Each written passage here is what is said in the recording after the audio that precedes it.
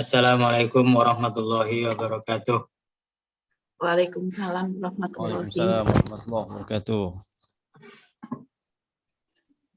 Alhamdulillah rabbil alamin, hamdan na'imin, hamdan yuwaffi mazidah. Ya Rabbana lakal hamdu wa lakal syukru wa lakal mulku kama yanbaghi li jalali wajhikal karim wa azimi sultanik.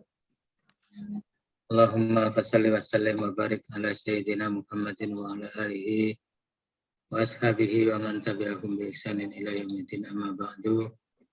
Teman-teman sekalian peserta kajian fikih keluarga yang dirahmati Allah Subhanahu wa taala. Alhamdulillah pada pagi hari ini di bulan suci Ramadan ini kita bisa bersua meskipun dalam keadaan online ya. Dan tetapi mudah-mudahan kajian online ini tidak mengurangi kekhidmatan dan keseriusan kita di dalam menggali ilmu, ya, terutama ilmu syariah.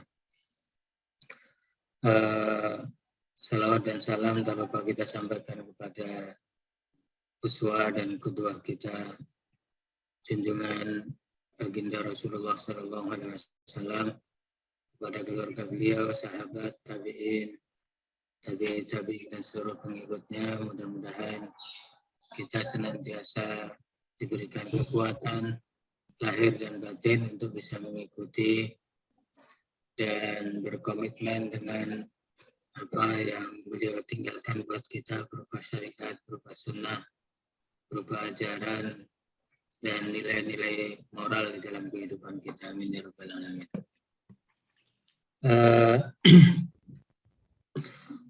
Kajian kali ini kita akan membahas salah satu fikih, ya. Salah satu fikih tentang manajemen keuangan atau manajemen harta benda di dalam keluarga menurut syariat Islam. Dan juga nanti kita akan bahas juga sesuai dengan undang-undang hukum pernikahan di negeri kita, insya Allah. Kajian tema pagi ini kita akan membahas tentang hukum harta bersama atau harta gonogini, ya, antara suami dan istri ketika sudah menikah. Ya. Suara saya terdengar jelas nggak? Jelas. Oke. Ustaz. Kalau kurang jelas, tolong kasih isyarat ya. Karena volume suara saya biasanya naik turun sesuai dengan kondisi ya. Oke. Sebelum kita bahas tentang detail tentang bagaimana Islam mengatur ya atau memberikan aturan umum di dalam mengelola harta benda kita ya ketika kita sudah ya. Saya ingin menyampaikan beberapa fakta yang ada di tengah-tengah masyarakat kita atau bahkan mungkin kita termasuk di dalamnya. Yang pertama, bahwasanya ada keluarga atau ada suami istri setelah menikah, hartanya atau penghasilannya mungkin kedua-duanya memiliki penghasilan masing-masing. Itu biasanya dicampur atau dijadikan jadi satu. Mereka memiliki mungkin rekening bersama atau rekber.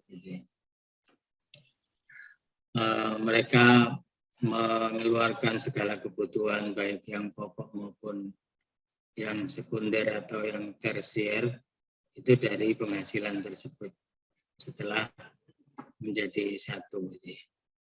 tidak dipisah-pisah antara harta suami dan harta istri. Yang kedua, ada fakta yang lain bahwasanya penghasilan suami ya dipegang oleh suami dan penghasilan istri juga dipegang oleh istri.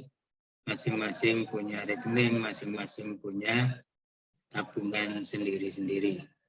Ya, hanya saja kebutuhan istri yang primer maupun yang mungkin sebagiannya sekunder dan tersier itu dipanci atau dijamin oleh suaminya, ya, dari sandang, papan, panganan dan yang lain, gitu ya.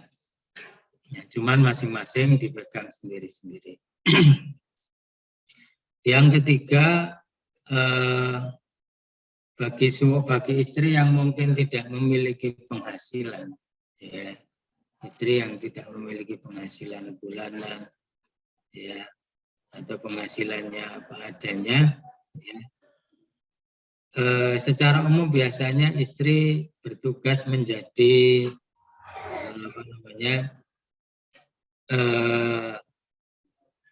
Menteri Keuangan, ya, bagi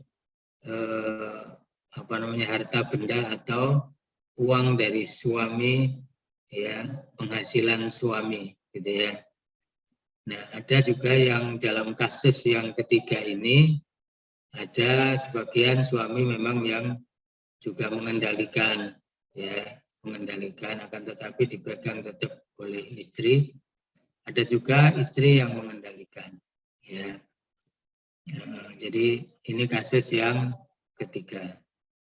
Kemudian ada yang keempat, ya, harta dan uang, ya, tetap dipegang oleh suami. Nah, sementara istri yang tidak bekerja mungkin, ya, kebutuhannya tetap dipenuhi secara baik, gitu ya.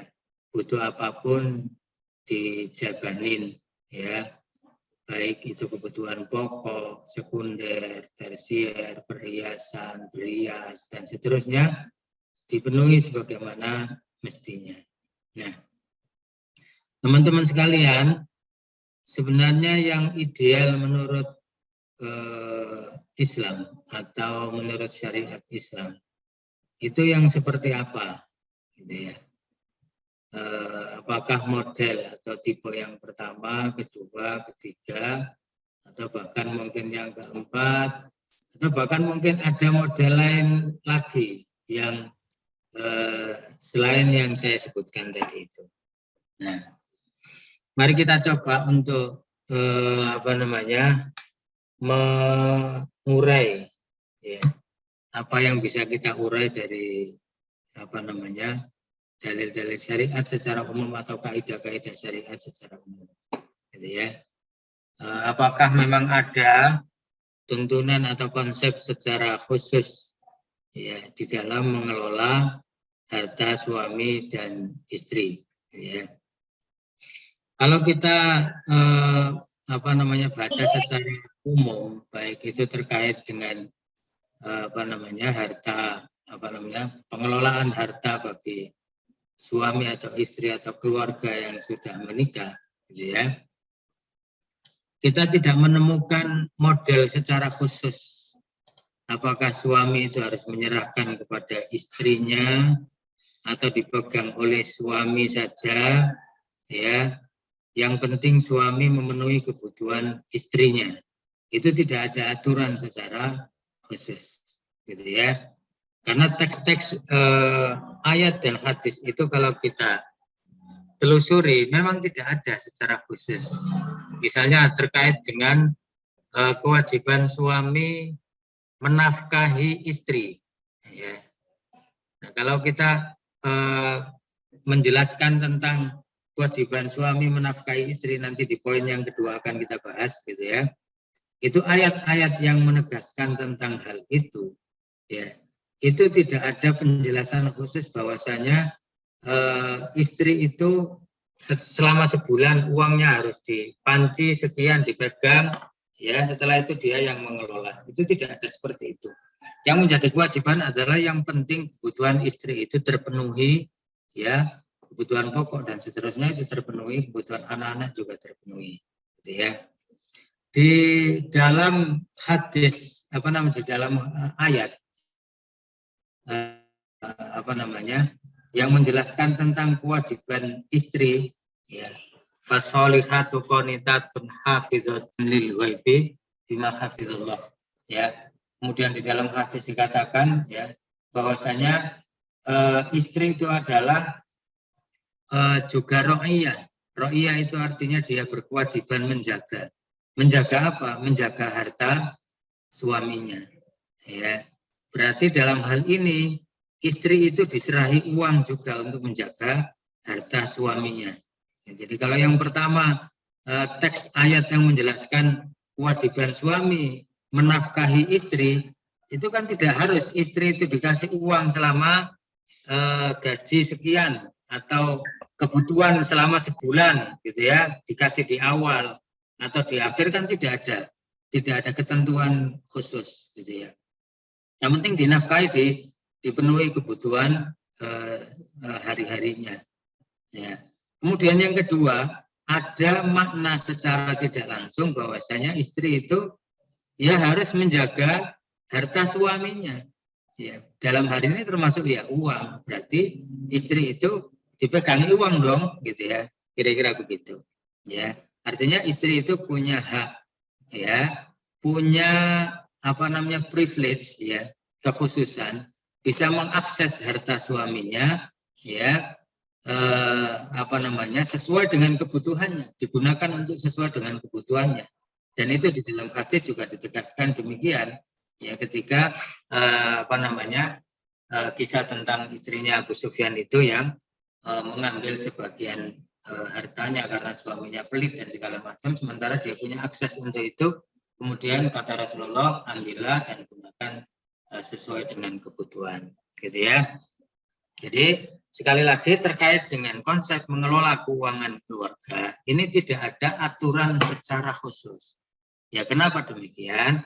Karena masing-masing, ya, masyarakat, orang itu punya budaya yang sendiri-sendiri. Ikatannya yang terpenting, konsepnya secara umum itu adalah bil ma'ruf, gitu ya, dengan baik, al-ihsan, berbuat baik. Nah, itu konsep umumnya seperti itu. Adapun secara khusus bagaimana konsepnya itu tidak ada. Nah, mungkin di sini ya kalau ada yang namanya juga fikih keuangan, gitu ya. Itu masing-masing orang memiliki kecenderungan sendiri-sendiri, kan, gitu ya. Mungkin ada orang yang pakar keuangan itu lebih bagus digunakan untuk mengelola keuangan keluarga, itu sangat bagus, gitu ya. Nah, ini dikembalikan kepada kita karena kita yang memang tahu urusan duniawi. Antum a'lamu bi umuri dunyakum. Ya, kalian lebih tahu tentang urusan dunia, hanya saja dikasih landasan umum, kaidah umum, gitu ya, bahwasanya itu harus dilakukan secara ma'ruf, gitu ya. Nah, itu terkait dengan pengelolaan, ya. Nah, sekarang bagaimana terkait dengan hak kepemilikan? Nah, ini berbeda lagi pembahasannya, ya. Jadi tentang hak kepemilikan ini, syariat Islam memberikan tuntunan bahwasanya masing-masing orang itu memiliki hak kepemilikan, gitu ya, memiliki kepemilikan tersendiri terhadap hartanya secara terpisah, gitu ya.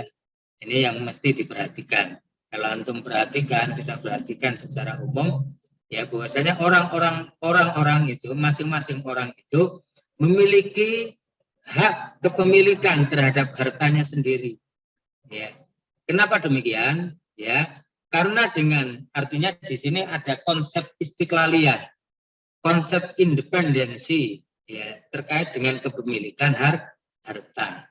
Apalagi kalau kita bicara tentang waris misalnya, maka itu secara rigid, ya, syariat itu memberikan tuntunan terkait dengan harta kepemilikan, ya. Istri mewarisi harta suami kalau tidak memiliki anak, gitu ya, itu rubuh atau seperempat. Nah, kan rigid, gitu kan, seperempat itu kan jelas berarti. Kan nggak mungkin itu diambil dari harta bersama, kan nggak bisa.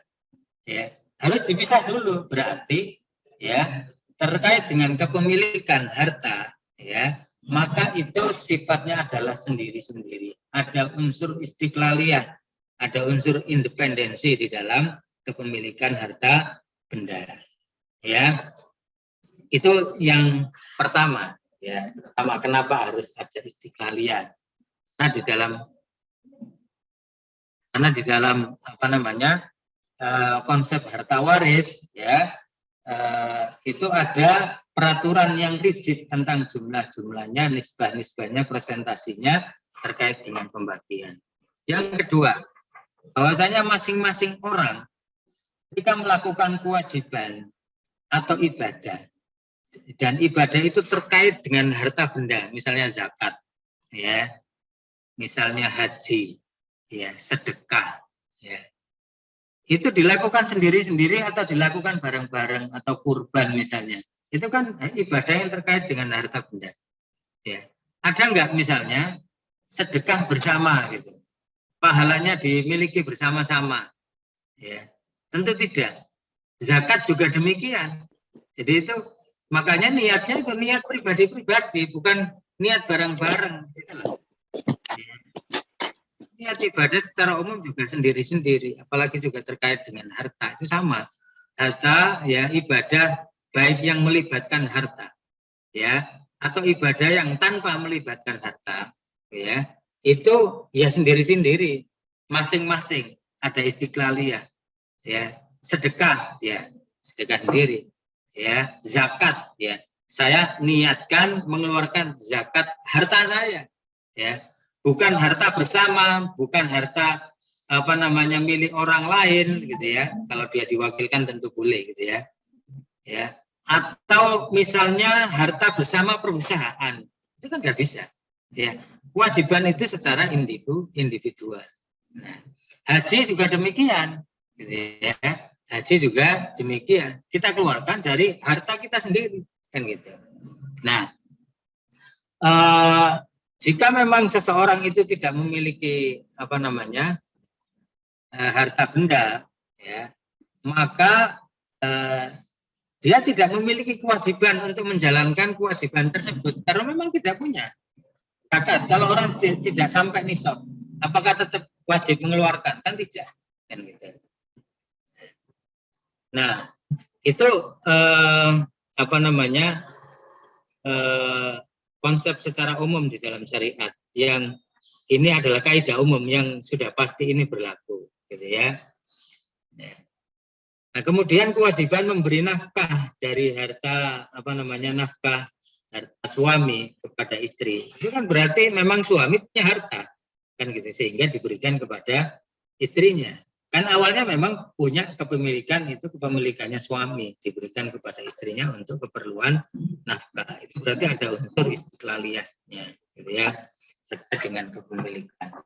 Kemudian ketika terjadi kematian, ya, kita lihat tadi itu bahwasanya kepemilikan harta melalui tauris atau melalui wirasa atau melalui warasa, gitu ya, melalui iras apa namanya waris, ya, pewarisan, gitu ya, itu sangat jelas, gitu ya, sangat jelas. Suami kalau meninggalkan istri, maka kalau punya anak sebagiannya adalah apa namanya seperdelapan, kalau nggak punya anak maka seperempat, dan begitu seterusnya, gitu ya. Pasti gitu loh, bagiannya itu sudah pasti, gitu ya. Itu terkait dengan apa namanya konsep mengelola harta atau mengelola keuangan keluarga secara umum. Ya, jadi tidak ada konsep secara umum, akan tetapi kalau kita bicara tentang kepemilikan, maka itu kepemilikan sendiri-sendiri, gitu ya. Baik, kemudian sekarang kita bahas dulu sebelum kita membahas tentang harta gono gini, gitu ya. Ya. Karena memang masing-masing masyarakat itu memiliki budaya sendiri-sendiri, ya. Memiliki budaya sendiri-sendiri. Kalau di Jawa itu mungkin secara umum istri itu ya dinafkahi suami, gitu ya. dikasih sesuai dengan kebutuhannya, ya, termasuk ya perhiasannya dan lain-lain. Sementara mungkin di tempat lain itu tidak seperti itu. Mungkin uang itu diserahkan seluruhnya kepada istrinya. Meskipun di Jawa juga tidak semuanya seperti itu. Tapi itu kembali lagi kepada tradisi, budaya, dan uraf gitu ya, yang ada di masyarakat gitu ya. Sehingga memang tidak ada ikatan khusus seperti apa modelnya gitu ya. Nah, makanya ikatan di dalam ikatan kewajiban ya terkait dengan harta benda ketika seseorang berkeluarga itu ya diikat sesuai dengan al-ihsan ya, juga diikat sesuai dengan kewajiban dan hak suami dan istri. Nah, karena itu kita bahas selanjutnya terkait dengan kewajiban suami menafkahi istri dan anak gitu ya. Ini akan kita bahas secara lebih rinci gitu ya, karena sebenarnya ini yang paling penting kalau kita bahas tentang harta benda di dalam keluarga, ya. Yang penting itu suami itu menjalankan kewajibannya memberikan nafkah kepada istri dan anaknya. Yang pertama, ya, ini saya sampaikan sesuai dengan konsep fikih ya. Mudah-mudahan slide-nya meskipun word, ya. Formatnya bisa kebaca gitu ya. Saya belum sempat menyiapkan untuk yang dalam bentuk PowerPoint. Yang pertama, bahwasanya suami wajib menafkahi atau mencukupi kebutuhan istrinya yang bersifat kebutuhan pokok atau primer. Ya, baik itu sandang, ya. Sandang itu di sini adalah pakaian, ya. Ini yang paling utama, ya. Yang kedua adalah papan, ya, tempat tinggal. Kemudian yang ketiga adalah pangan. Ini yang paling pokok. Ya. Kemudian setelah itu melebar sesuai dengan kebutuhan, sesuai dengan kondisi saat ini, ya, termasuk listrik itu kan terkait dengan pangan gitu ya, kebutuhan umum ya. Kemudian pendidikan anak, ada fasilitas kesehatan. Ya, terkait dengan fasilitas kesehatan ini atau kewajiban suami memberikan atau membiayai secara kesehatan kalau dia sakit, nanti akan kita bahas secara khusus karena ada sedikit perbedaan persepsi di kalangan para ahli fikih. Terkait dengan tempat tinggal dulu ya, al-maskan, tempat tinggal. Ini dikatakan oleh Allah Subhanahu wa taala, firman Allah Subhanahu wa taala di dalam surat At-Talaq ayat 6, askinuhunna min haitsu sakantum min wujdikum. Ya, ini perintah. Ya, perintah itu berarti wajib memberikan nafkah. Askinuhunna, berilah tempat tinggal kepada mereka, istri-istri kamu. Jadi kalau kita menikah ya paling enggak itu punya kemampuan untuk memberikan tempat tinggal kepada istri kita. Baik itu mungkin ngontrak atau mungkin dibelikan gitu ya. Min haitsu sakantum, sebagaimana kamu juga tinggal, ya, artinya tinggal bersama, kamu tinggal di tempat yang baik, maka istrimu juga tinggal di tempat yang baik. Muwujudikum, sesuai dengan kemampuan kalian, ya. Jadi di sini perhatikan sesuai dengan kemampuan kalian ini ya kalau bisa ngutang tapi bisa bayar ya itu berarti sesuai dengan kemampuan. Kalau misalnya tidak mampu ya jangan dipaksakan karena itu akan memadorotkan. Karena itu larangan selanjutnya di sini adalah wala tudorruhunna. Jangan kalian berikan madorot ya kepada mereka. Jadi ya jangan susahkan mereka. Litudzayiku alaihinna, sehingga mereka merasa sempit atau kalian persempit hidup mereka. Jadi artinya memberikan isyarat kalau bicaranya tentang iskan, tentang memberikan tempat tinggal itu ya jangan yang sempit-sempit gitu. Itu kan pesan secara umum ya, untuk para perhatikan kok bicara iskan, memberikan tempat tinggal, kok di sini di akhir wala tudzayiku wala tudorruhunna litudzayiku alaihinna. Jangan kamu buat mereka itu sengsara ya, dan dhayyik itu kan sempit, kan ada rumah luas, ada rumah sempit gitu ya. Kalau bisa ya jangan ditadzik gitu ya. Kalau bisa, itu perintah dalam Al-Quran ya. Wa idza kana hadhil mutallaqah fa fi mutallaqah min babi aula. Kalau ini apa namanya perintahnya, ya perintah ini terkait dengan memberikan mut'ah kepada orang yang sudah ditalak, gitu ya. Ya, yang sudah ditalak aja itu tetap harus dikasih tempat tinggal yang layak karena mereka itu maksudnya di sini mut'ah, gitu ya. Kalau sudah dicerai belum selesai masa iddah itu kan ada kewajiban memberikan sakan, memberikan tempat tinggal kan gitu ya.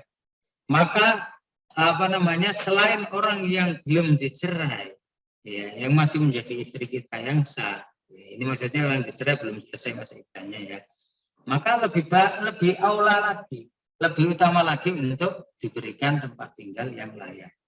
Kemudian terkait dengan memberikan apa namanya makanan atau minuman atau pangan atau sandang gitu ya difirmankan oleh Allah Subhanahu wa taala di dalam surat Al-Baqarah ayat 233.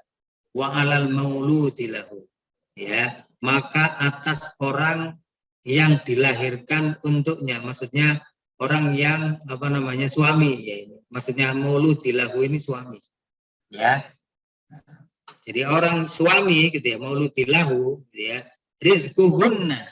Mereka harus memberikan rizki ya kepada ya berarti kalau memberikan rezeki ini diberikan uang kan gitu ya namanya juga rezeki itu diantaranya kalau bicara tentang nafkah ya dikasih uang kan gitu ya dikasih apa namanya harta benda untuk bisa mencukupi kebutuhannya ya rizquhunna berkewajiban untuk memberikan rezeki kepada mereka menafkahi wakis watuhunna maksudnya di sini terutama makan minum ya karena biasanya makna rizki itu secara umum biasanya yang terkait dengan makan minum ya wakis watuhunna dan pakaian mereka bil ma'ruf perhatikan ini ya pakaian secara ma'ruf secara layak ya secara layak menurut kebiasaan ya dan kemudian di dalam hadis Rasulullah Shallallahu Alaihi Wasallam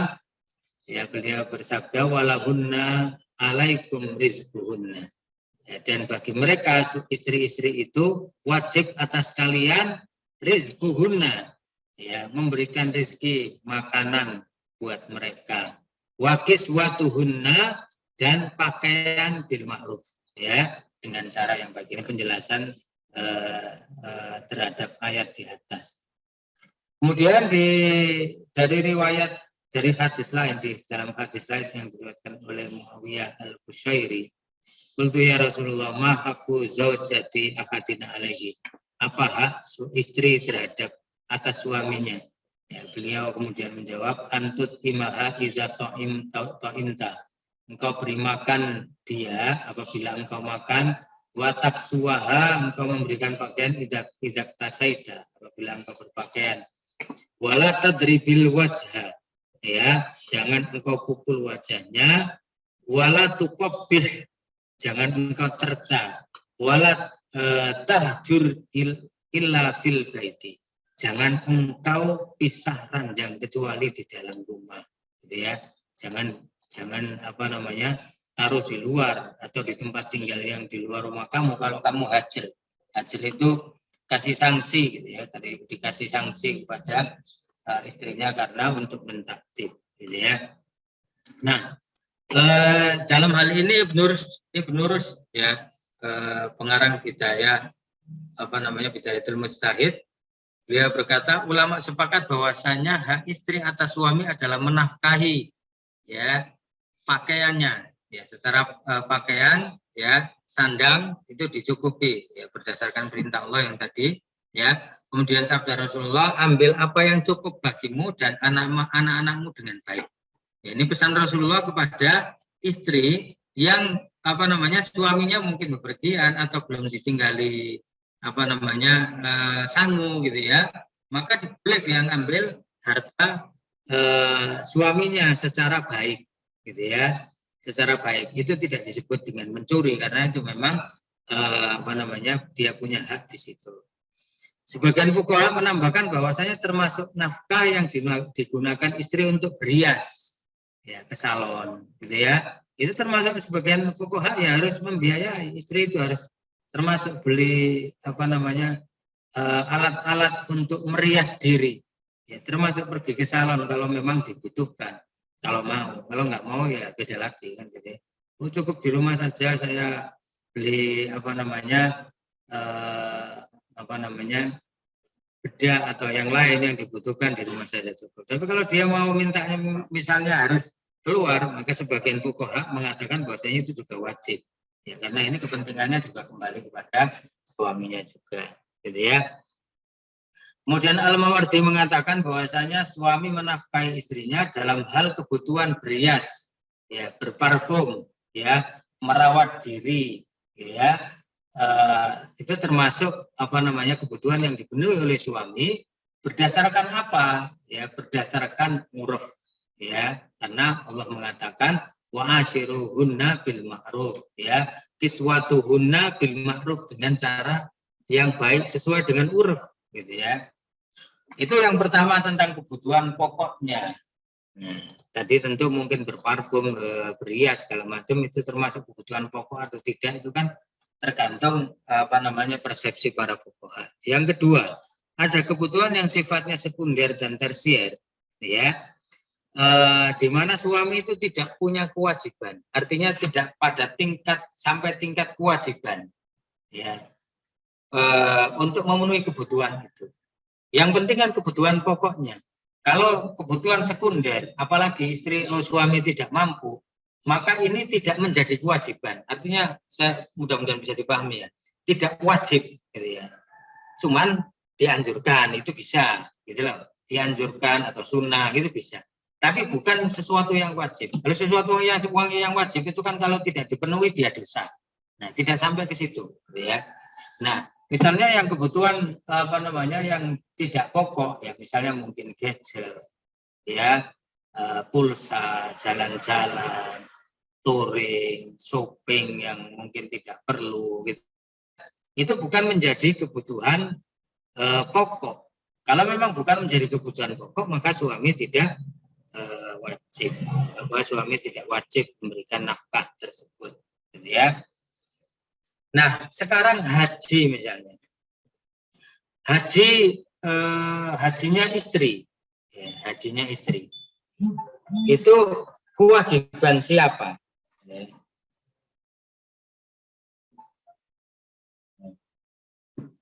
Sebentar ya.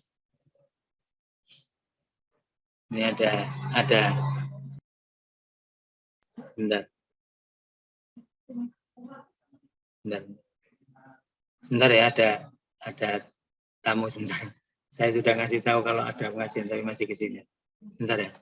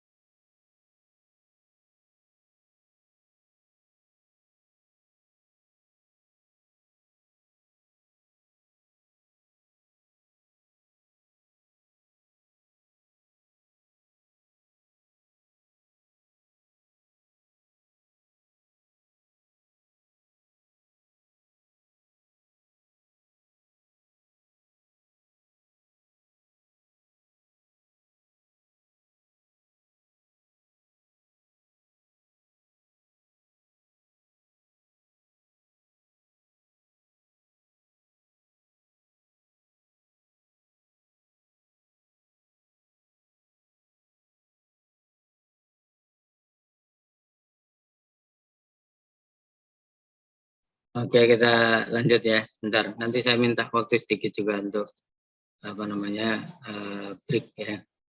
Terkait dengan kewajiban hajinya istri atau istri atau seorang istri Nah, ini tadi kembali kepada konsep yang pertama terkait dengan kewajiban seseorang menjalankan kewajiban itu sesuai dengan kemampuannya, gitu ya. Jadi para fuqaha menyatakan bahwasanya suami itu tidak wajib menafkahi atau membiayai haji istri atau perjalanan ke rumah orang tuanya, ya, kecuali apabila memang ada syarat di dalam akad nikah, ya. Kecuali memang ada syarat di dalam akad nikah bahwasanya suami memang berjanji untuk memenuhi kebutuhan membiayai ya istrinya, maka dia wajib, ya, gitu ya.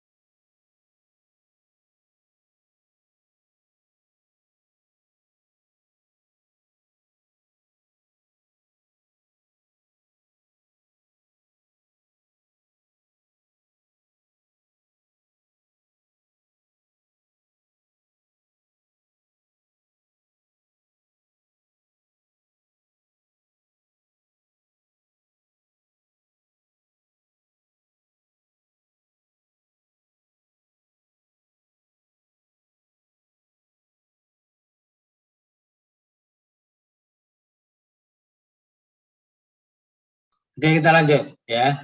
Nah, kewajiban untuk memenuhi janji kalau itu diucapkan di dalam pernikahan, akad pernikahan, ini berdasarkan ayat Al-Qur'an di dalam surat Al-Maidah ayat 1 itu, ya ayyuhalladzina amanu aufu bil uqud. Wahai orang-orang yang beriman, ya tepatilah, penuhilah ya akad atau transaksi atau janji yang pernah sudah diutarakan, gitu ya. Dan juga di dalam hadis Rasulullah SAW yang diriwayatkan oleh Imam Bukhari dan Muslim, ya, beliau bersabda, hakuma aufaitum minasyuruti antufu bihi mastahlaltum bihi al-furuja. Ya, ini penjelasan para ulama, ya, kalau sesuatu itu sudah kita ucapkan di dalam janji pernikahan, ada syarat-syarat yang kita ucapkan pada saat kita menikah, gitu ya, maka itu paling berhak, ya, paling wajib, hakku itu paling wajib untuk dipenuhi. Dari syarat-syarat itu adalah sesuatu yang engkau penuhi, ya, terkait dengan apa yang engkau buat halal dari haji. Maksudnya di sini adalah pernikahan, gitu ya. Dan juga ini secara khusus malahan di dalam hal pernikahan, gitu ya. Kemudian secara umum juga Rasulullah menyampaikan al-muslimuna ala syurutihim atau al-muslimuna inda syurutihim. Orang muslim itu tergantung, ya, atau diikat atau terikat dengan syarat-syarat yang mereka buat, ya. Kalau kita sudah berjanji dengan seseorang, apalagi itu terkait dengan harta benda, maka itu tidak boleh dilanggar, ya. Itu tidak boleh dilanggar, ya. Selanjutnya ini agak melompat sedikit, ya.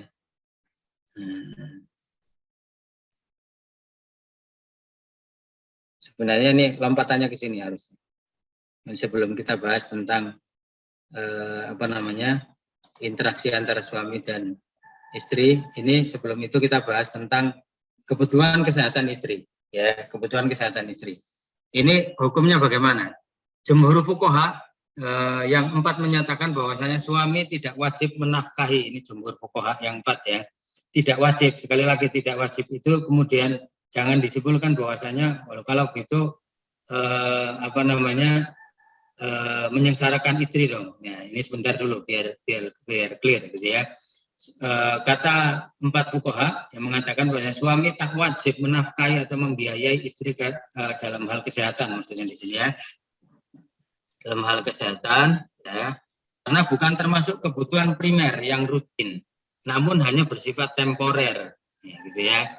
Bersifat temporer. Ya, tentu mungkin ada yang menolak gitu ya. Loh, yang temporer malah tidak dipenuhi, hanya temporer gitu ya. Nah, nanti dibantah, nanti akan kita bahas insya Allah. Tapi penjelasan ini ada asarnya menurut para fuqaha, itu ada. Itu bukan sebuah kewajiban. Nanti ada alasannya gitu ya. Misalnya Imam Syafi'i mengatakan di dalam kitab Al-Um, walaysa ala rajulin ayyudkhil imra'atihi wala yu'addi anha ajra tabibin wala hijamin. Entah. Imam Syafi'i mengatakan bahwasanya seorang suami itu tidak wajib memberikan kurban ya, atau menyembelihkan kurban atau membelikan kurban ya untuk istrinya, itu tidak wajib gitu ya. Karena itu ibadah tadi itu ibadah yang sifatnya masing-masing personal gitu ya. Kalau dia nggak punya ya nggak usah kan gitu ya. Nah, wala yu'addi anha ujrata bibin, juga tidak perlu menunaikan ya atau membayar upah dokter yang dia butuhkan atau ketika dia mungkin hijamah ya pada saat mungkin bercanduk atau berbekam gitu ya, mungkin itu suami tidak perlu membiayainya, gitu. Tidak punya kewajiban untuk membiayainya. Nah, ini banyak penjelasan fuqaha lainnya dalam hal ini. Nah ini salah satu pendapat dari 4 ulama yang 4 ulama atau 4 mazhab yang menjelaskan tidak wajib bagi suami untuk memberikan kebutuhan kesehatan, gitu ya. Tidak wajib, tapi ya itu kan menurut persepsi mereka di waktu itu mungkin penyakit itu tidak sangat berbahaya gitu ya, tidak menjadi ancaman yang serius gitu ya, mungkin berbeda dengan sekarang gitu ya. Nah, akan tetapi ada kewajiban suami berdasarkan dalil Al-Quran dan Sunnah. Nah, ini persepsi lain. Kita dirikan 4 mazhab. Ya, dan Sunnah untuk berbuat baik, ya, dan berlaku secara ihsan, ya, secara ma'ruf terhadap manusia secara umum, ya, apalagi orang itu terdekat dengan kita atau punya hubungan spesial dengan kita seperti istri kita. Nah, maka ini lebih ditekankan lagi. Dan ini menjadi perintah, gitu ya. Allah Subhanahu wa taala berfirman di dalam surat An-Nahl, innallaha ya'muru bil adli wal ihsan. Sesungguhnya Allah itu memerintahkan agar kita berbuat adil dan berbuat ihsan, ya, berbuat baik, ya. Dan ini umum sifatnya. Ya. Kalau mengobati istri termasuk ihsan, ya berarti menjadi kewajiban. Wa ita'idil kurba dan memberikan kebaikan atau memberikan harta kepada dzil kurba, ya, kerabat kita. Kemudian ini juga ada perintahnya di dalam surat An-Nisa, ya sama, ya ayat 36 perintahnya sama untuk berbuat baik. Kemudian di dalam hadis Rasulullah SAW menegaskan khairukum li ahlihi. Orang-orang yang paling terbaik di antara kalian itu adalah apabila menjadi terbaik bagi keluarganya. Dan kata Rasulullah, saya adalah orang yang terbaik bagi keluarga saya. Maka ya menjadi kewajiban bagi seorang muslim atau bagi seorang suami itu adalah berbuat baik kepada keluarganya, kepada istrinya, ya dengan cara yang layak, ya. Nah, sekali lagi ini sifatnya wajibnya itu umum, ya, memberikan ilat atau memberikan membiayai kesehatan, ya. Itu tingkatnya belum pada tingkat seperti halnya kebutuhan pokok tentunya. Nah, akan tetapi sebagian ulama ya, kontemporer menyatakan bahwasanya seperti yang ditegaskan oleh Dr. Wahbah Zuhaili, bahwasanya kebutuhan kesehatan saat ini, gitu ya, itu sudah hampir sama dengan kebutuhan pokok, gitu ya, sudah menyamai dengan kebutuhan pokok, sehingga ini menjadi wajib, gitu ya. Itu terkait dengan kebutuhan kesehatan. Saya singgung sedikit memang karena itu terkait dengan literasi, ya, literatur yang ada di dalam fikih-fikih, gitu ya. Kemudian yang ini harusnya urutannya D, gitu ya. Yang perlu kita perhatikan ketika kita bicara tentang nafkah suami kepada istri yang tadi itu, aturannya secara rigid khusus itu tidak ada, ya, hanya ada aturan umum, ya. Maka yang keempat yang perlu kita perhatikan bahwasanya terkait dengan interaksi antara suami atau hubungan antara suami dan istri terkait dengan harta benda dan nafkah, itu sebaiknya tidak hanya diukur, ya, berdasarkan hak dan kewajiban, ya, tapi diukur dengan kemakrufan dan ihsan, berbuat baik. Bahwasanya orang berbaik itu pasti, ya, dia menjalankan kewajiban dan sekaligus mendapatkan pahala dari Allah Subhanahu wa taala, dan ini merupakan perintah wa'ashiruhunna bil ma'ruf, ya, wa'ashiruhunna bil ma'ruf. Kalau kita bicara tentang hak dan kewajiban istri, oke, ada jelas aturannya, gitu ya. Tapi kalau kita berinteraksi, bergaul dengan istri, maka di sini pegangannya itu adalah ashiruhunna bil ma'ruf. Ya, bergaulilah mereka, berinteraksilah dengan mereka dengan cara yang ma'ruf, gitu ya. Tadi hadisnya sudah saya sampaikan. Dan yang paling penting juga bagi seorang muslim itu, ya, seorang suami itu, ya, adalah dia menjadi orang yang terbaik bagi keluarganya, ya, mengajak bercanda, memenuhi kebutuhan hari-harinya, ya, menghibur, berbagi kesenangan, ya, diajak shopping, sering-sering ke mall, jalan-jalan, kalau bisa, kalau punya ya jangan pelit-pelit, kan gitu ya. Nah, ini sudah berpahala bagi seorang suami, ya. Jadi kalau dia misalnya, oh, ini kan bukan kewajiban saya, jangan dihitung ke situ. Itulah bahwasanya ini adalah sedekah, gitu. Hitunglah bahwasanya orang itu dapat pahala sedekah. Ya, diriwayatkan dari Abu Mas'ud Al-Badri dari Nabi Shallallahu Alaihi Wasallam, qala idza anfaqa rajulu ala ahlihi nafaqatan wa huwa yahtasibuha kanat lahu shadaqah. Ya, kalau orang itu memberikan nafkah, ya, kepada seorang laki-laki itu memberikan nafkah kepada keluarganya yang sifatnya wajib, gitu ya, atau sifatnya yang sunnah, gitu ya, nafaqatan wa huwa yahtasibuha, sementara dia itu ihtisab, ingin mencari ridha Allah Subhanahu wa taala, ya, kanat lahu shadaqah, maka dia itu seperti mendapatkan satu sedekah, gitu ya, mendapatkan pahala sedekah, meskipun itu sifatnya kewajiban. Sebenarnya kewajiban, ini sudah kewajiban saya, tapi itu insya Allah dihitung oleh Allah Subhanahu wa taala menjadi sedekah juga, gitu ya. Di dalam hadis yang diriwayatkan oleh Imam Muslim dari Sauban, dari sahabat Sauban, Maula Rasulullah SAW, waktu itu pernah menjadi budak Rasulullah SAW. Rasulullah SAW bersabda, afdalu dinarin yunfikuhu rajul, ya, sebaik-baik harta benda. Dinar di sini adalah mata uang yang terbuat dari emas, gitu ya. Ya, afdalu dinar, satu dinar yang paling baik yang dinafkahkan oleh seorang laki-laki itu adalah satu dinar, ya, yunfikuhu ala iyalihi, ya, yang dinafkahkan kepada keluarganya. Ya. Dinar ini maksudnya kalau diartikan secara literal, gitu ya, satu dinar itu 4, sekian gram. Ya. Jadi kalau ngasih istri itu ya kalau bisa 1 dinar, gitu loh. Yang paling jelek-jeleknya itu 1 dinar. Yang 4, sekian gram itu berapa ya? 4 juta, Ustaz. 4 juta lebih ya. Nah, ini kata Rasulullah loh ya, bukan kata saya. Jadi sebaik-baik dinar, ya, dinar di sini mata uang, gitu ya. Cuman 1 dinar. Sebaik-baik 1 dinar yang dinafkahkan oleh seseorang itu kan minimal sebenarnya, ini kalau kata Rasulullah bisa disebut minimal. Kenapa nggak disebut kalau minimal? Kenapa Rasulullah nggak menyebutnya dirham, gitu ya? Karena dirham juga mata uang pada saat itu. Tapi Rasulullah menyebutnya dinar. Ya, ini mendorong kita agar ya kita itu ya minimal ngasih dinar lah, gitu ya. 1 dinar itu ya 4, sekian berarti 5 juta lebih, gitu ya. Itu adalah 1 dinar yang diberikan atau dinafkahkan oleh seseorang kepada keluarganya. Itu yang pertama.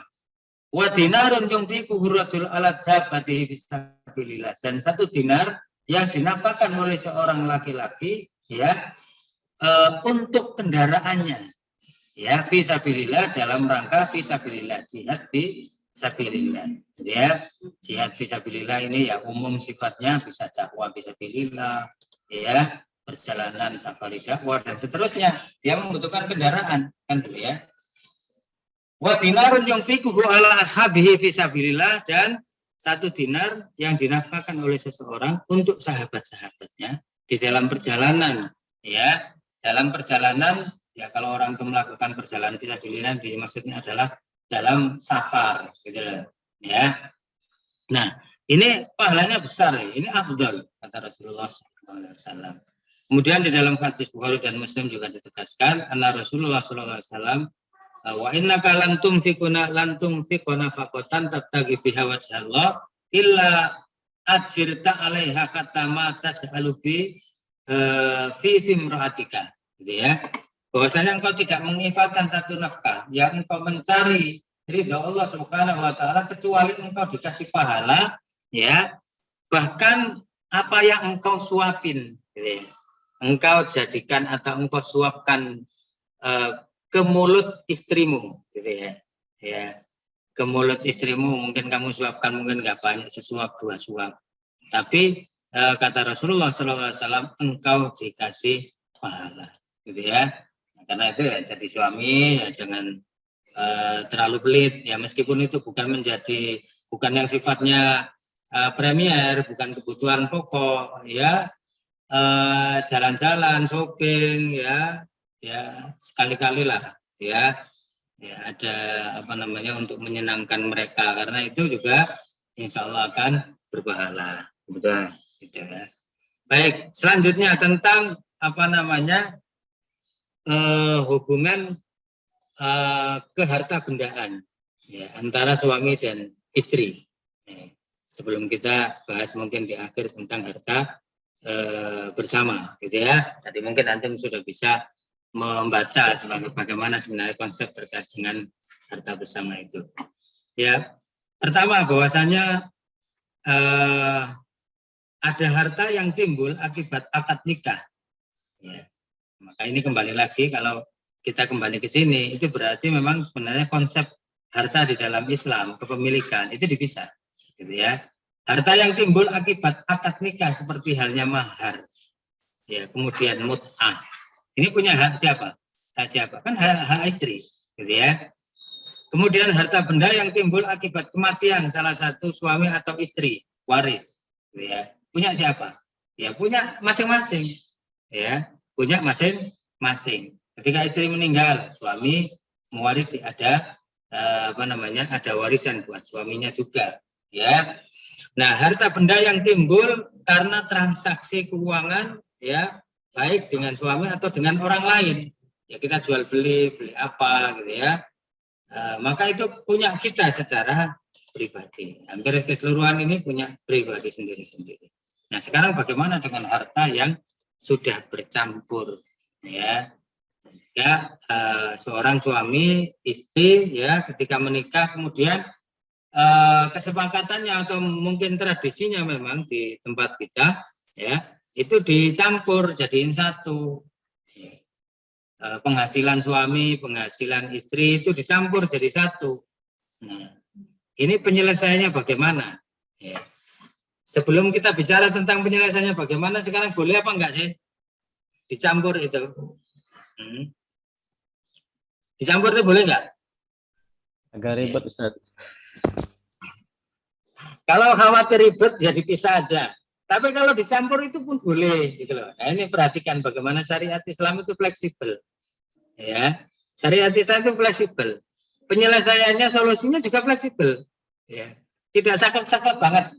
Ya, jadi mencampur harta suami dan istri, penghasilan suami dan istri dicampur, ya boleh-boleh saja. Kalau itu memang misalnya semakin menciptakan harmonisasi, gitu ya. Semakin terwujud harmonisasi antara suami dan istri misalnya, ya agar semakin harmonis hubungan kita campur sajalah. Hartamu, hartaku, hartaku, hartamu jadi satu, gitu ya. Agar semakin syahdu, semakin mesra, semakin semakin kuat hubungannya, biar nggak ada pikiran neko-neko ingin cerai dan segala macam, ya boleh-boleh saja. Ya. Nah, ini ada makhotnya, ada sandarannya di dalam hadis. Di dalam hadis dikatakan, ya, annal asy'ariyin, ya, orang asy'ariyin, ya, keturunan Asy'ari, idza armalu fil ghazwi, apabila mereka itu pergi di dalam berperang, au qala ta'amu iyalihim, atau kalau tidak dalam berperang, ya, mereka ini suku-suku Asy'ari ini, ya, makanannya itu sedikit karena mungkin pacekle, ya, bil Madinah, ya, di Madinah itu jama'u ma kana indahum min saubin wahid. Wah, mereka sampah itu suruka. Wah, nanti ini agama sosialis dong kan, gitu ya. Sebentar dulu, gitu ya. Jadi ini boleh-boleh saja, gitu ya. Maksudnya dalam kondisi tertentu. Mereka mengumpulkan pakaian mereka jadi satu, ya, solidaritas, gitu ya. Summa iktasamuhu bainahum fi ina'in wahid bil sawiyah. Ya, kemudian mereka mengambil dalam satu ina, dalam satu bejana tempat, gitu ya, secara bersamaan. Fahum minni wa ana minhum, kata Rasulullah. Saya termasuk mereka, ya. Mereka itu termasuk saya dan saya termasuk mereka. Ini diriwayatkan oleh Imam Bukhari dan Muslim, gitu ya, hadisnya. Jadi memang ada unsur sosialisme di sini. Sosialisme dalam arti di sini pandangan sosialismenya, gitu ya. Ada unsur itu di dalam ajaran Islam dalam situasi tertentu. Tapi konsep umumnya dipisah, gitu ya. Tapi kalau dicampur boleh-boleh saja, gitu ya, boleh-boleh saja. Karena memang ada maksudnya. Wa qala al-Hafidz Ibnu Hajar wa fihi jawazu hibatil majhul. Ya, wa fadilatil itsar wal musawa. Dalam hadis itu menjelaskan bahwasanya seseorang itu, ya, boleh menghibahkan sesuatu, ya, yang itu benda itu kita tidak tahu sumbernya segala macam, mungkin boleh dihibahkan jadi harta bersama, gitu ya. Wa fadilatul itsar atau wa fadlul itsar, dan orang lain, ya, dan kebersamaan, ya.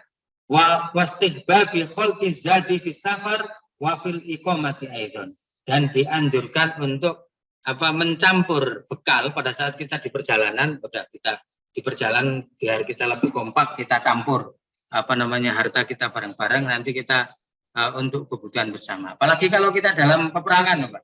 Itu mau nggak mau, kalau orang itu hanya memikirkan diri sendiri, ya, nggak akan menang kan, gitu, nggak mungkin, nggak bisa, gitu ya. Jadi dalam peperangan itu malah menjadi satu, gitu ya, menjadi satu, gitu ya.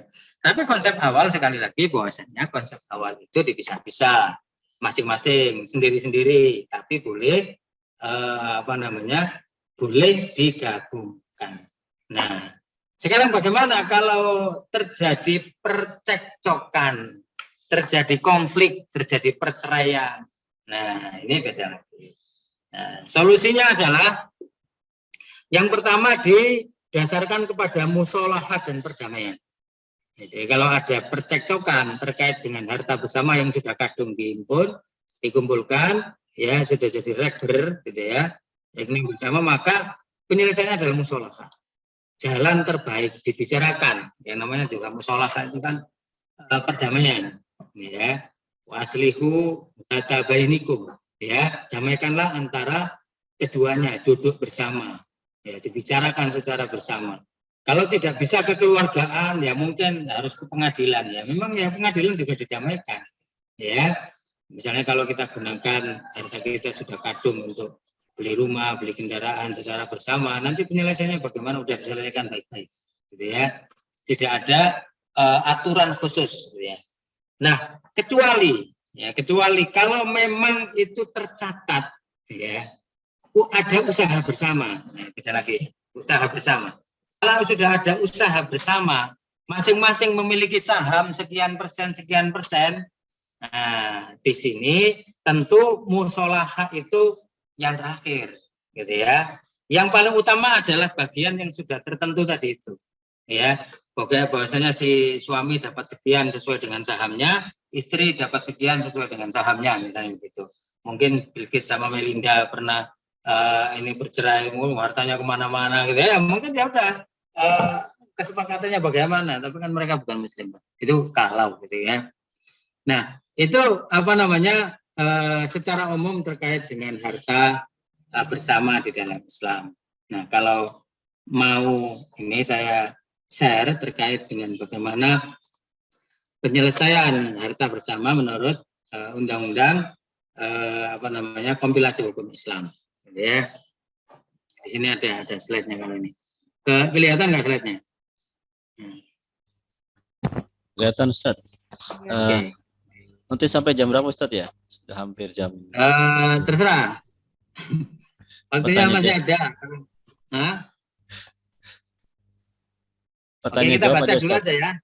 Oke, kita baca dulu sedikit terkait dengan harta bersama menurut KHI kompilasi hukum Islam. Ya. Yang pertama, harta bersama adalah harta yang diperoleh baik sendiri-sendiri ataupun bersama. Ya, suami istri selama dalam ikatan pernikahan berlangsung dengan tidak mempersoalkan atas nama siapa. Nah, perhatikan, kalau antum lihat undang-undang ini juga tidak mengatur bahwasanya ketika seseorang itu menikah, harta bendanya harus dicampur, tidak harus. Gila. Tapi kalau misalnya tercampur, bagaimana? Ya, kan? Maka di sini tidak boleh kemudian orang itu mempersoalkan, lah ini kan atas nama saya, ini atas nama istri, ini atas nama suami, nggak bisa, karena itu dapatnya bareng-bareng. Ya. Yang kedua, harta bersama ini selama pernikahan, ya berarti sebelum pernikahan. Ini yang pertama. Sebelum pernikahan, ya istri sudah punya harta, misalnya dari mas kawin, dari cincin kawin, dari apa, mungkin dia hadiah dari orang lain, ya sebelum pernikahan, ya maka itu adalah milik istrinya, atau mungkin warisan dan segala macam. Nah, ini kita baca di pasal selanjutnya. Harta bersama dalam Undang-Undang Nomor 1 tahun 2004 tentang perkawinan. Ini undang-undang tentang perkawinan ya. Harta benda, ya.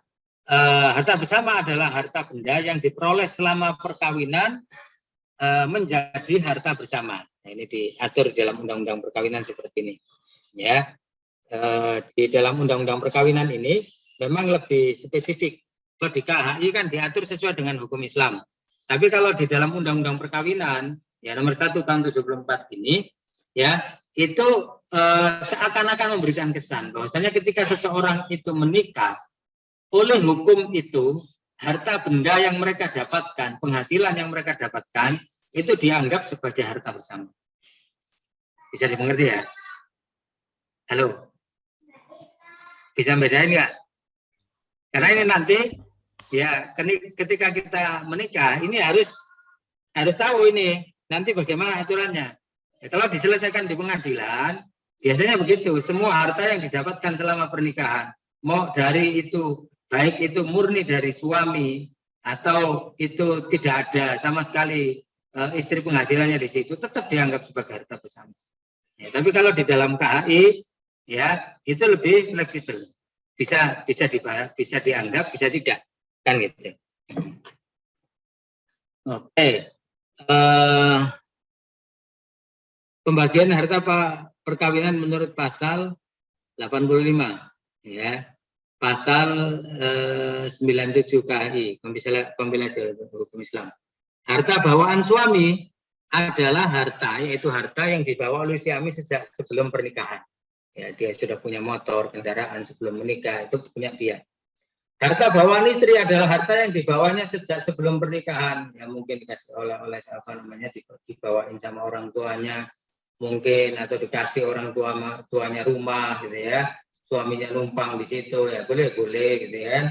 Maka di situ milik istrinya, gitu ya. Harus jelas ya sebenarnya seperti itu. Harta bersama suami istri adalah harta benda yang diperoleh selama perkawinan yang menjadi harta bersama suami istri. Nah, lebih spesifik lagi. Harta hasil dari hadiah, hibah, waris, sedekah suami, yaitu harta yang diperoleh sebagai hadiah atau warisan. Nah, ini bukan dari dapatkan dari harian, gitu ya. Kemudian harta hasil hadiah untuk istri ya, hibah, waris, sedekah adalah harta yang diperolehnya sebagai hadiah atau warisan. Ya, ini khusus buat suami, khusus buat istri, gitu ya.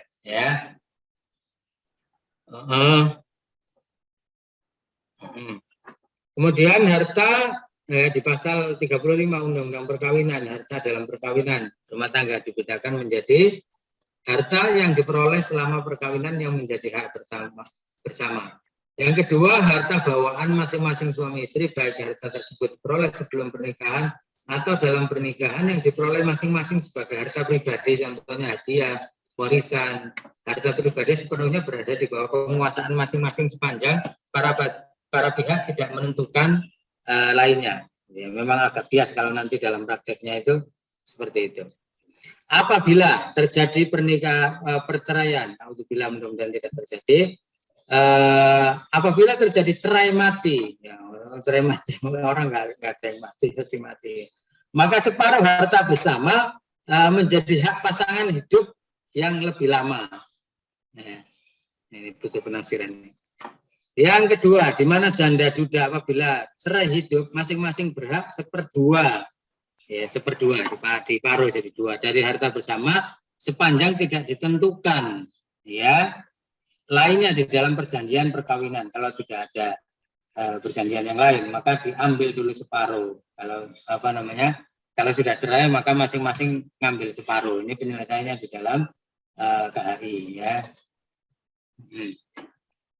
Pembagian harta bersama menurut Undang-Undang Perkawinan. Harta bersama diatur menurut hukumnya masing-masing. Yang dimaksud hukumnya masing-masing adalah hukum agama, adat, dan hukum lainnya.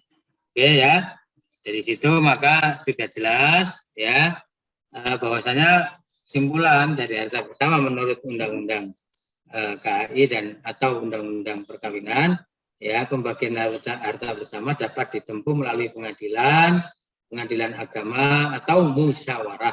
Ya, ini yang tadi saya sebut musyawarah atau perdamaian. Dalam penyelesaian pembagian harta bersama melalui musyawarah ini boleh saja asal sepakat, dan yang penting presentasi pembagiannya dihasilkan adalah berdasarkan musyawarah, mufakat, dan perdamaian serta tidak ada unsur pemaksaan. Ya, itu ya. Oke, kira-kira itu terkait dengan harta bersama baik menurut pandangan Islam, syariat Islam, fikih Islam, ataupun yang terkait dengan KHI kompilasi hukum Islam yang juga berlaku di Indonesia, termasuk juga Undang-Undang Perkawinan tahun nomor 1 tahun 74 tentang perkawinan. Wallahu a'lam bishawab. Barangkali ada pertanyaan, dipersilakan. Baik Ustadz, terima kasih atas uraiannya. Di sini ada beberapa pertanyaan dari yang pertama Ibu Elvira Caniago, kemudian yang kedua dari angkanya saja di 666 ya. Assalamualaikum Ustadz. Istri tidak bekerja, kebutuhan istri dan anak-anak dipenuhi, akan tapi sisa uang belanjaan disimpan untuk ditabung oleh istri. Lalu sisanya diberikan tanpa sepengetahuan istri kepada orang tuanya. Gimana hukumnya Ustadz?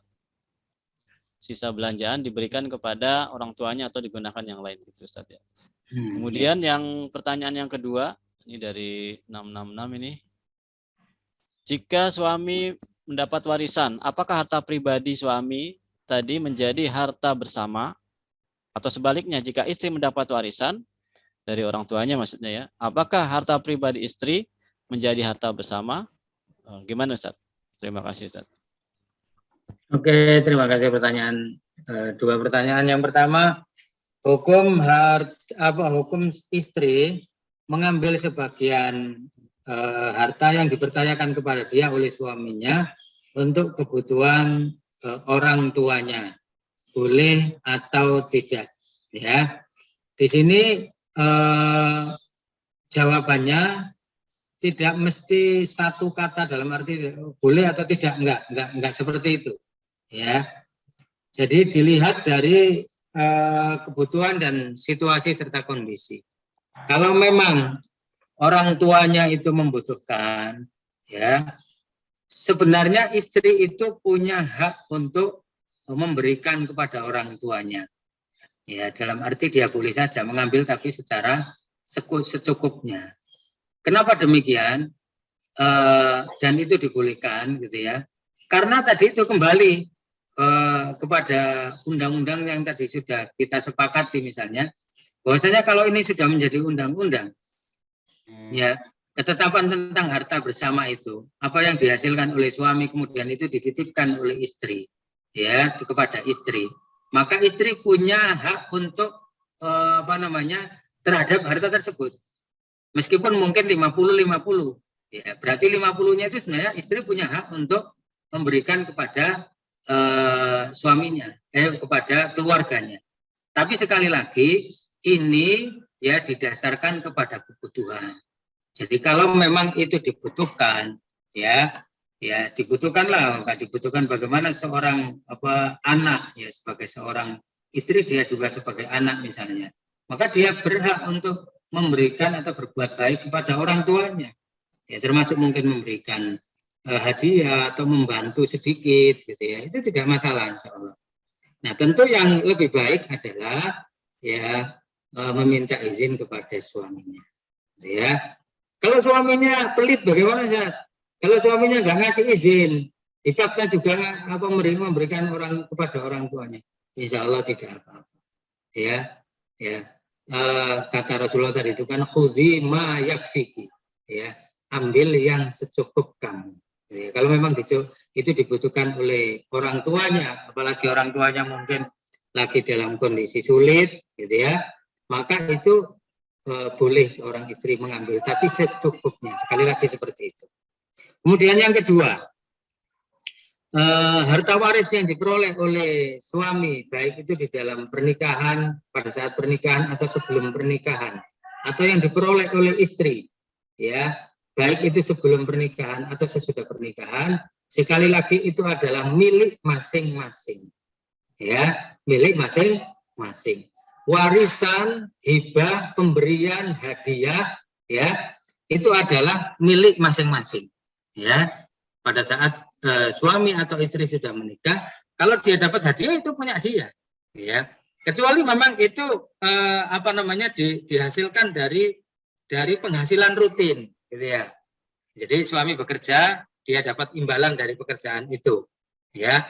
Maka itu di dalam hukum KHI atau di dalam hukum perkawinan itu dianggap sebagai harta bersama. Tapi kalau sifatnya itu hadiah, tiba-tiba dapat undian dari perusahaannya, dia dapat apa gitu ya, kendaraan atau mungkin gadget atau yang lain, maka itu menjadi hak pribadinya. Tapi sekali lagi biasanya kalau ini kembali kepada uruf, ya, kembali kepada kebiasaan, ya udah dipakai bersama gitu ya. Tapi kepemilikan tetap ada, gitu ya. Kepemilikan itu hak siapa itu ada, ya. Wallahu a'lam bishawab. Kira-kira itu ya. Terima kasih, Ustaz. Kemudian ini ada pertanyaan lagi dari Ibu Anissa, ya. Bagaimana kalau suami dapat bonus dari kantornya? Apakah menjadi harta bersama atau harta suami? Kalau bonus itu memang dari pekerjaan dia secara rutin. Bonus itu kan sebenarnya masuk dalam gaji. Kecuali kalau hadiah, gitu ya. Bonus dengan hadiah beda nggak sih? Beda ya?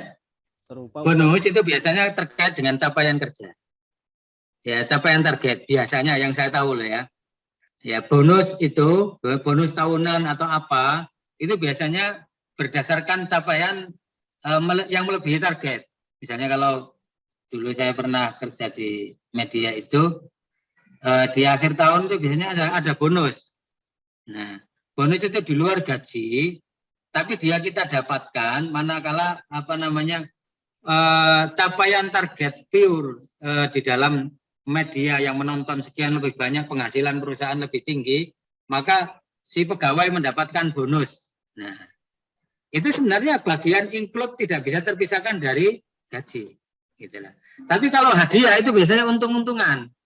Ya, diundi, hadiah dapat gitu ya. Entah itu dari perusahaan yang bersangkutan atau mungkin dari yang lain. Nah, itu masuk pribadi gitu ya. Memang agak ini sih, agak bias juga penjelasannya. Dia kan dapat gaji karena di perusahaan itu, kan gitu kan. Karena dia bagian dari pegawai itu. Kalau dia bukan pegawai itu kan nggak dapat. Nah, ini muter-muter juga. Gitu. Makanya ya sebenarnya ini dikembalikan kepada uruf gitu loh. Tidak ada sesuatu yang saklek di sini. Dikembalikan kepada uruf, kebiasaan, tradisi, dan kesepakatan bersama. Kira-kira begitu. Kalau nanti dikasihkan hadiahnya kepada istrinya, ya sama juga kan, gitu ya. Kasihkan kepada anaknya.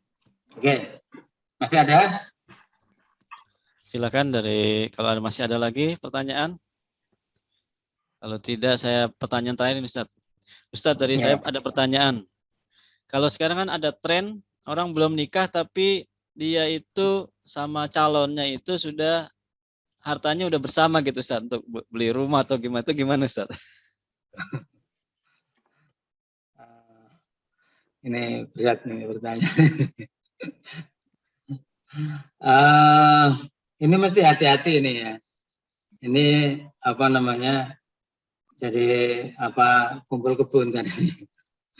Jadi hukumnya bagaimana kalau ada sepasang muda-mudi kemudian sepakat untuk membagi hartanya secara bersama?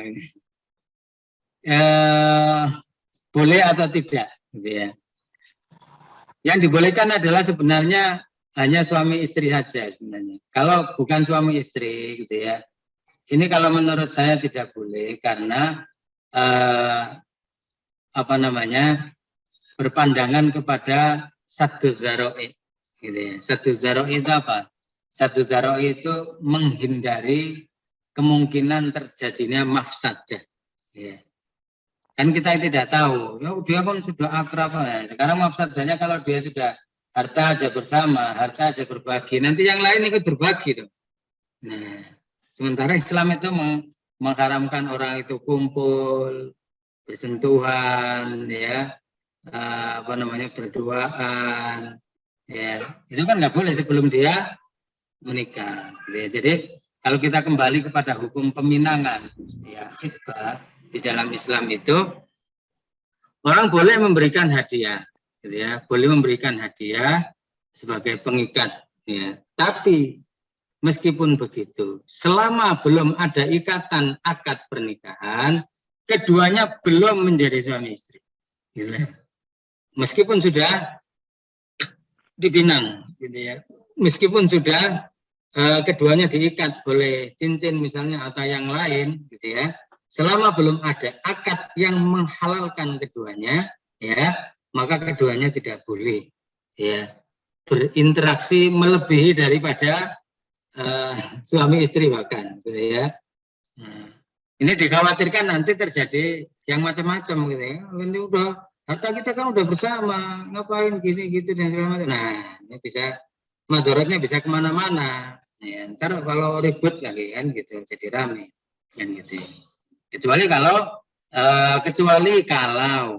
ya keduanya calon suami istri itu mendirikan satu perusahaan, ya, kemudian punya saham 50-50 atau 55-45 atau 70-30 dan seterusnya, ya boleh-boleh saja. Tapi kan itu beda gitu loh.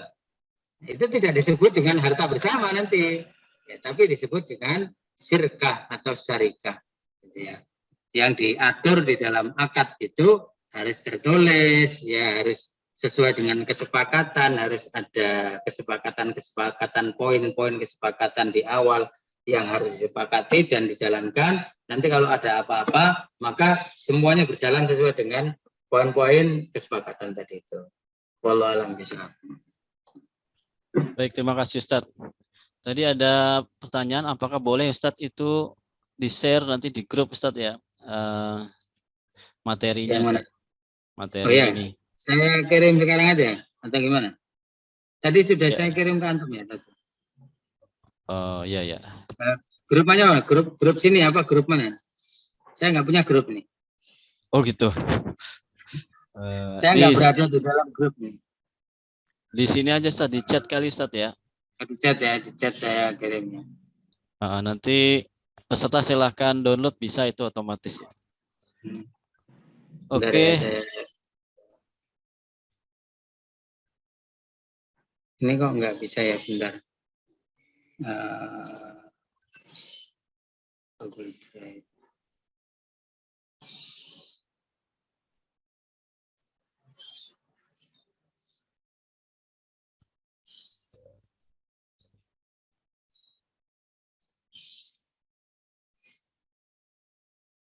Oh ya, bisa. Bentar.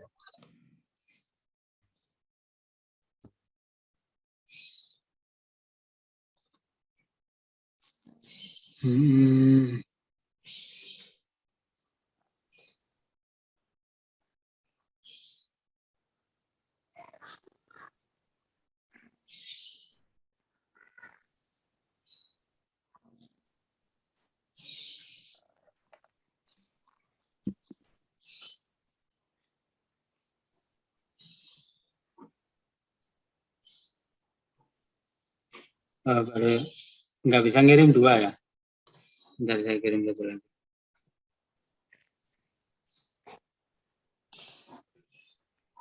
Oke. Oh, nggak bisa ya.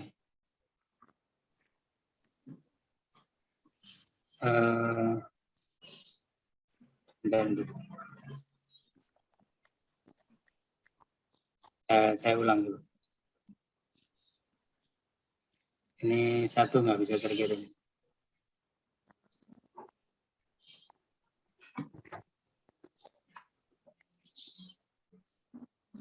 Oh, bisa. Ya. Oke ya. Itu saja ya.